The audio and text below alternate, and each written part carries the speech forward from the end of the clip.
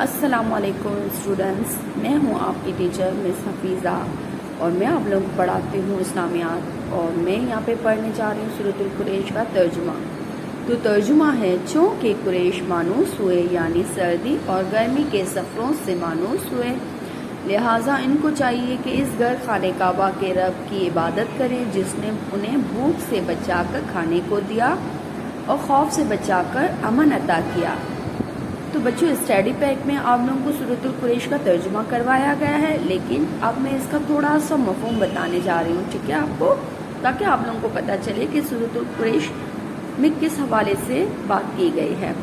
تو سورۃ القریش میں بتایا گیا ہے کہ قریش کا قبیلہ تمام عرب میں مشہور تھا۔ قریش کا قبیلہ تمام عرب میں مشہور تھا۔ اللہ تعالیٰ نے اس قبیلے کو خوشحالی اور ترقی عطا کی تھی، اور خانہ کعبہ کی بدولت ان کو امن نصیب ہوا تھا۔ چاہیے یہ تھا کہ ان نعمتوں پر اللہ تعالیٰ کا شکر ادا کریں اور صرف ایک اللہ تعالیٰ کی عبادت کرتے، مگر انہوں نے اللہ کو چھوڑ کر بتوں کی پوجا کر دی۔ تو ٹھیک ہے، جو پہلے کے جو لوگ تھے تو وہ کیا کرتے تھے کہ بتوں کی پوجا کرتے تھے۔ تو سورۃ القریش جب نازل ہوئی تو اللہ تعالیٰ نے کہا کہ بھئی آپ ہے نا قرآن کو پڑھو، سمجھو اور اس پہ عمل کرو، لیکن وہ لوگ اللہ تعالیٰ کی بات نہیں مانے، ٹھیک ہے، تبھی یہ صورت نازل ہوئی۔ اس کے بعد آپ لوگوں کو الفاظ معنی لکھنے ہیں، الفاظ معنی کے بعد آپ لوگوں کو پیاری دعاؤں کا ترجمہ لکھنا ہے، ٹھیک ہے۔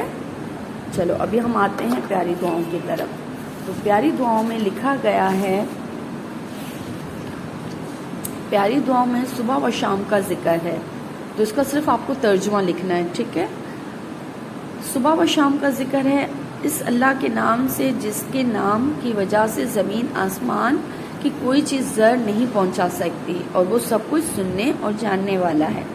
اس کے بعد دوسری دعا ہے سفر سے واپسی کی دعا۔